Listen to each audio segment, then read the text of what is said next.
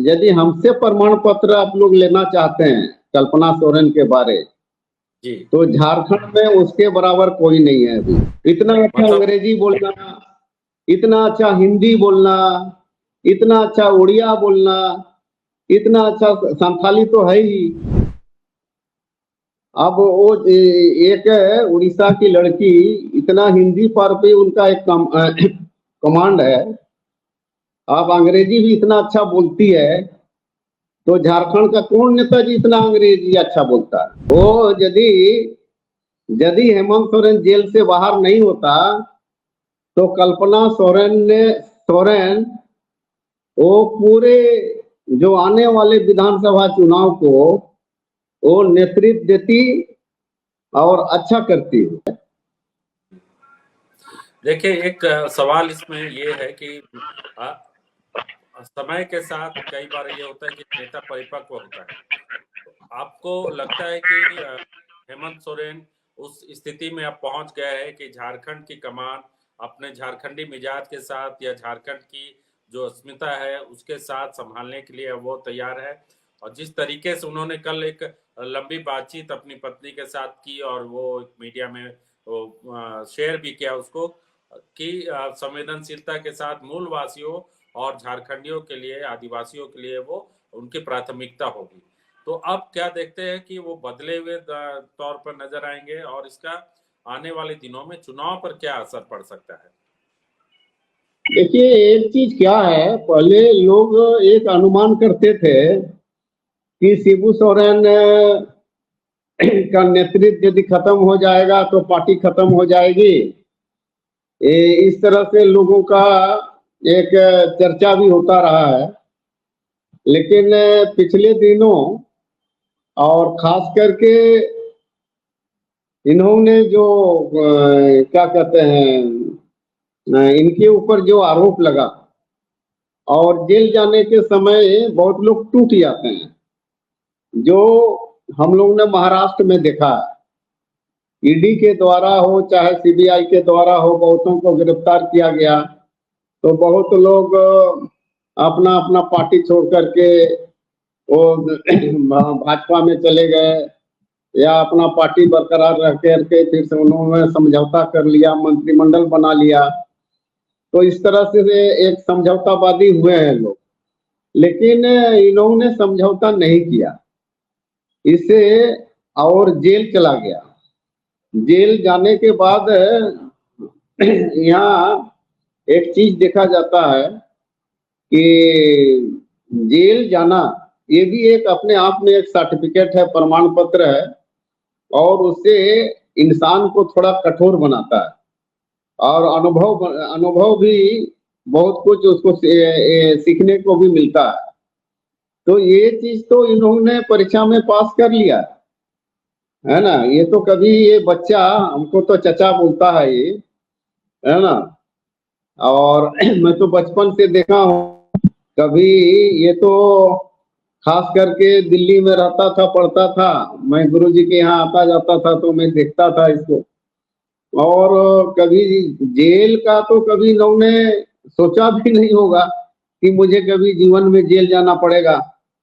और लोग बोलते थे ना कि ये चांदी का चम्मच ना सोना का चम्मच से खा के ये बड़ा हुआ, और क्या कहते हैं, बाप का बनाया गद्दी इसको मिल गया। तो ये तो बहुत सा आरोप लगता था। लेकिन इस बार मुझे जो लगता है कि इन्होंने जेल जाके अपने को तपा तपाया, और इस तपा तपाया जो अपने शरीर को भी दिमाग को भी अब इन्होंने बना लिया। और जनता ने भी, जो हम लोग तो जनता से सुनते रहते हैं और पूछते रहते हैं कि भाई क्या बात है, तो इनके ऊपर लोगों का एक विश्वास बढ़ा है। जेल जाने से लोगों का एक विश्वास बढ़ा है, और इसके पीछे तो जनता है, इसमें कहीं दो मत नहीं है।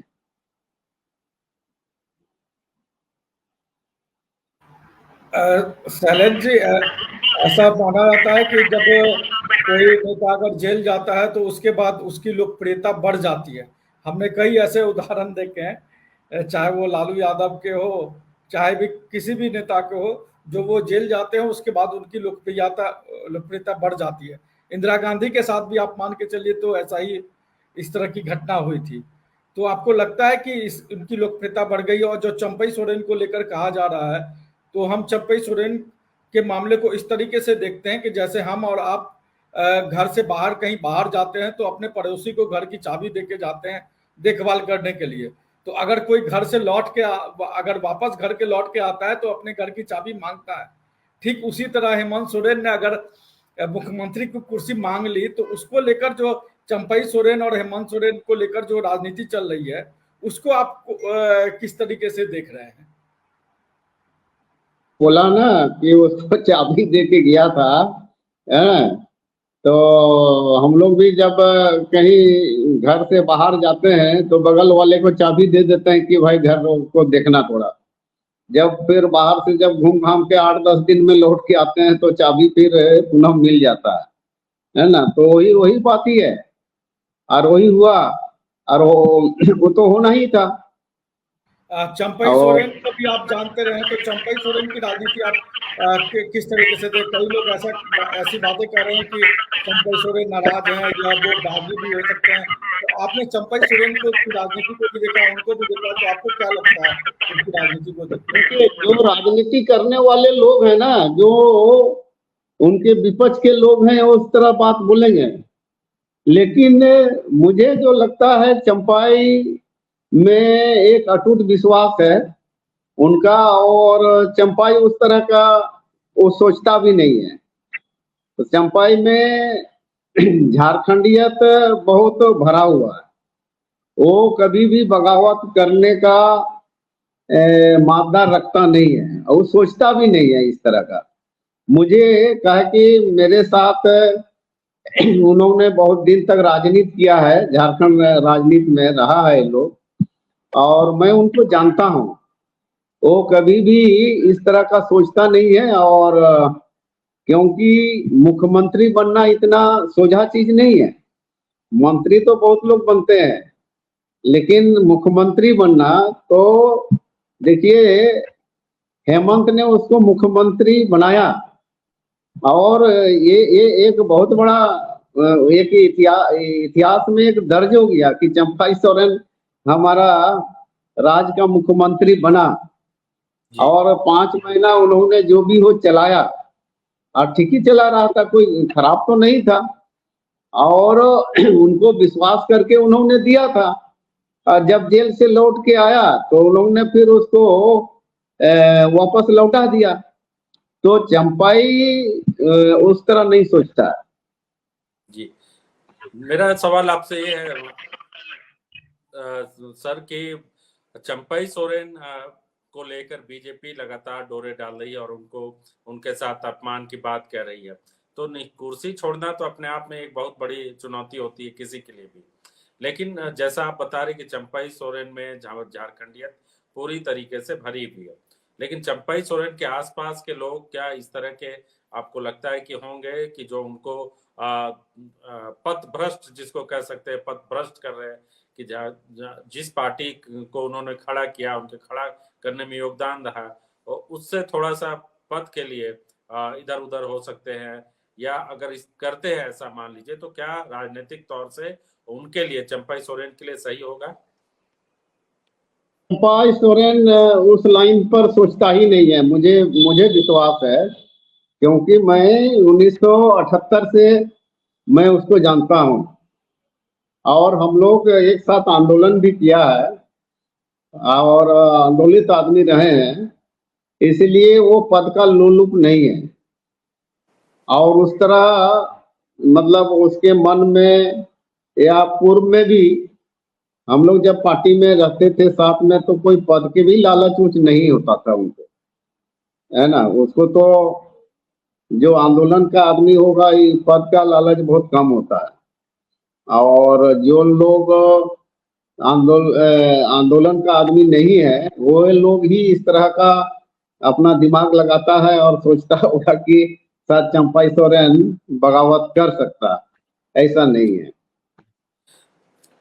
चंपाई सोरेन जिस तरीके से हेमंत सोरेन के एक तरह से चाचा बोलते हैं, कल्पना सोरेन भी हर सभा में उनको चाचा बोलते रहते, आप भी चाचा ही आपको भी हेमंत सोरेन कहते रहे।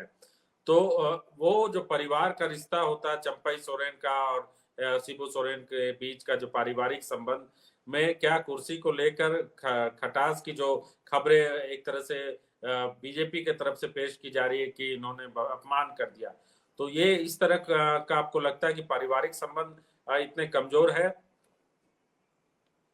देखिए, पारिवारिक संबंध तो डायरेक्ट इन लोग का नहीं है ना जी। डायरेक्ट तो मुझे जो पता है इन लोग का डायरेक्ट संबंध नहीं है। सोरेन एक गोत्र हो सकता है। नहीं, वो गोत्र वाली बात नहीं, परिवार मतलब आना जाना, तो प्रणाम करना, हमेशा खून का रिश्ता भले ना हो लेकिन एक संबंध अच्छा घरेलू रिश्ता होता है। नहीं, देखिए वैसा तो आज भी, मैं तो बहुत दिन से जेएमएम में नहीं हूँ, लेकिन हेमंत कहीं भी भेटाता है तो आज भी मुझे पैर छू के प्रणाम करता है और चाचा चाचा बोलता है ना। उसमें कहीं भी जो एक संबंध का जो है, भले हमारा राजनीतिक संबंध नहीं है और बहुत दिन से हमारी बातचीत भी नहीं है, लेकिन कहीं अकस्मात कहीं भेंट बांट हो गया तो पैर छू के प्रणाम करना, ये तो उसमें शालीनता है ना। तो इसीलिए चंपाई इन लोग आज भी, हम लोग जहां भी मिलते हैं तो व्यवहार में तो कहीं कमी नहीं है, इसलिए एक व्यवहारिक आदमी तो चंपाई भी है। और जब वो जानता है कि हमको जब हेमंत सोरेन ने मुख्यमंत्री बनाया तो उन्होंने अपना सौंप दिया, फिर अब क्या करेगा जब विधायक दल का चुनाव हुआ, अब विधायक दल जिसको चुनेगा वही ना मुख्यमंत्री होगा। अब पार्टी का नेतृत्व तो जो खास करके चंपाई सोरेन नहीं कर सकता, मतलब बहुत क्लियर बात है।